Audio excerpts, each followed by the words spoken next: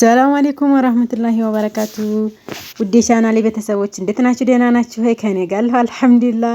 ዛሬ ደግሞ ትንሽ ቀንጨብ ያረኩላችሁ የምታስደስት መረጃ ናት ማለት ነው። እንደምትወዷት ምንም ጥርጥር የለኝ። ኮሜንት አስቀምጡልኝ።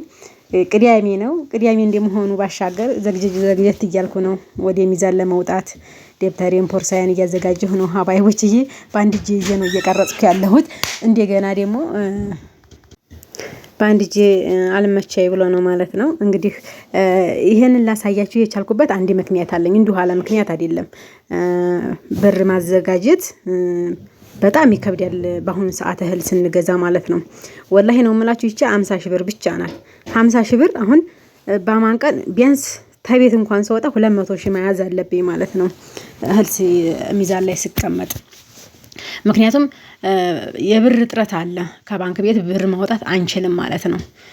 1000 2000 ነው።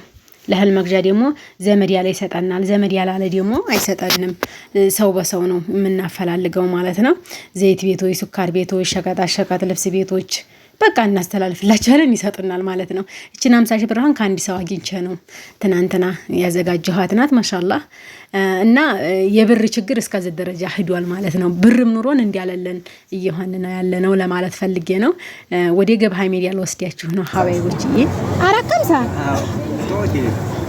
የትኛው ነው 350 የሚባለው? 350 ወሬው ሚል ወላሂ 350 አሁን አታገኝ። ያ 350 የሚሸጠው ማለት ነው 420 ገባሽ። ያ አላህ። አሁን ምንድን አስንዲያቦ አለ እንዴ? ስንዳቦ ነበር እኮ። እሺ ይሄ እኮ ስንዲያቦ አይደለም ማለት እሱ እንግዲህ ያ ስንዳቦ የፊቱ አይገኝም። አራካም ሰኔ እሱም እንደዚህ ያ አላህ። አንቺ አልገዛሽም አላመንሽም። ተይቂት እንኳን እኔ እንኳን ገዝቻለሁ። ተገዛሽ ማሻአላህ። ተታውጭ ያለው እንደ ወቅቱ ይደረግ። አዎ። ወደ ገበያ ሜዲያ ወስዳችሁ ደግሞ የበርበሬ መወደድ እንግዲህ በ15 ቀን ውስጥ በጣም የቀወጠ ሆኗል። 450 ድረስ ሆኗል ማለት ነው። ትንሽ ቀንጨብ አድርጌላችኋለሁኝ።